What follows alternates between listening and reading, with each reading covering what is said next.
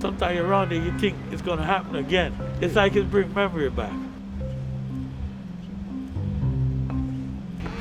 Tear gas was coming in the house.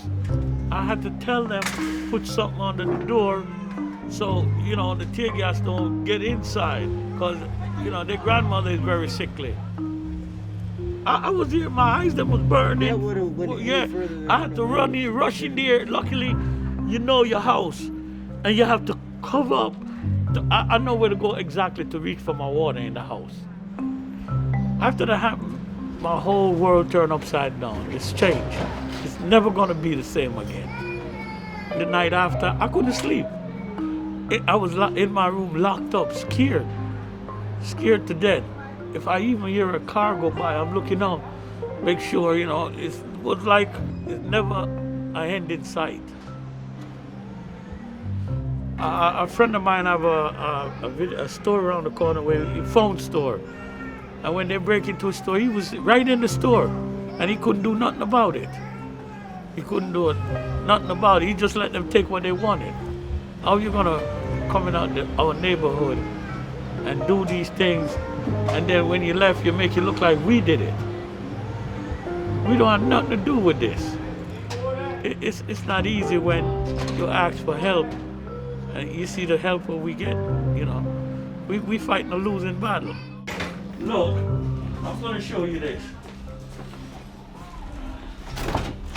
Look, over. Look back here. One time you could have just walked through here and opened the back door and go out. Now we put things back there. You can't get through there no more unless you take all this stuff out. Because this is what it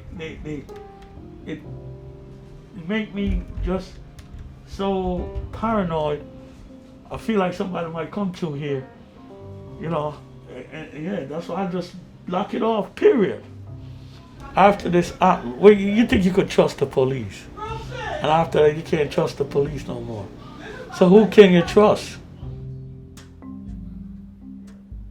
It hasn't changed me at all. I think it makes me more aware of how volatile things really are.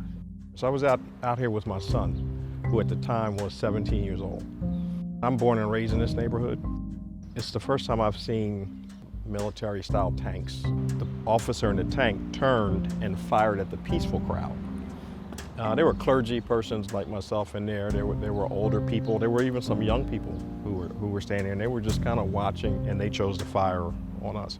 Traumatic to my son, because he had never seen, you hear about stuff on the internet, you see stuff in the news, but to be out on the street and see it in neighborhoods where you frequent, was traumatic for him. There were a lot of things that were blamed, and he actually saw this. He said, "Dad, I think people are going to be blamed for this, and some of this is not their fault."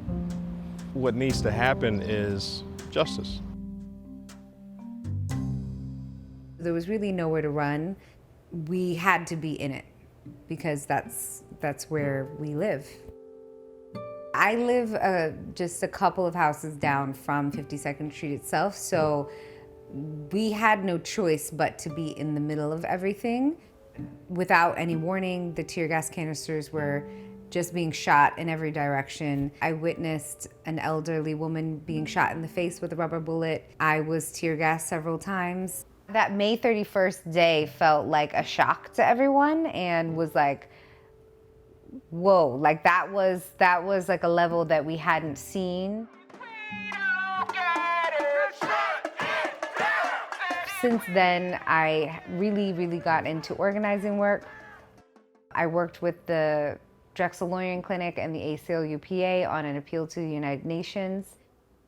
One of the organizations that I founded was Penn Community for Justice, and that was really focused on defunding and disbanding campus police. Penn police were actually on 52nd Street that day, along with several other private police forces. I was really operating from a trauma response of that day. Pretty much since it happened, I immediately went into fight gear and just like had no moment of rest, had no moment of slowing down. At the end of the day, this is my home. It's like all we have, and It's ours to defend, it's ours to create in whatever image we see fit, and that's a labor of love, and it's not one that you can walk away from easily. There's a new day coming, everything's gonna be turning over, everything's gonna be turning over. Where you gonna be standing when it comes, there's a new world coming. It really felt like a portal where you enter and then you can't return. You can't ever go back to the way things were before. It made me realize how important it is to use your voice and to say that I'm a normal, regular person and this happened to me, and it can happen to you if we don't change this. Where you gonna be standing? Where you gonna be standing? Where you gonna be standing when it